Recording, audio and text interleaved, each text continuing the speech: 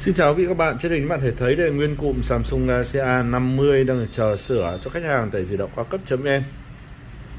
Khi bạn gặp lỗi sự cố liên quan đến phần cứng phần mềm như Samsung Galaxy A50 lỗi hỏng, cầm địa chỉ thay mới, khắc phục full các lỗi sự cố liên quan đến phần cứng phần mềm như Samsung Galaxy A50. Quý vị các bạn đừng ngần ngại liên hệ kỹ thuật viên để di động cao cấp.vn. Chúng tôi có sẵn tất cả các linh phụ kiện trên Samsung Galaxy A50 nói chung, với quá trình thay thế sửa chữa quý vị các bạn khi cần. Những khách hàng ở xa cần mua linh kiện Samsung Galaxy A50, quý vị các bạn đặt hàng chúng tôi ship đến tận địa chỉ quý vị các bạn yêu cầu, nhanh chóng, an toàn và tiện lợi. Xin ơn quý vị các bạn đã xem video từ di động cao cấp.vn. Mọi thắc mắc thêm về sản phẩm dịch vụ, quý vị các bạn vui lòng liên hệ kỹ thuật viên từ di động cao cấp.vn.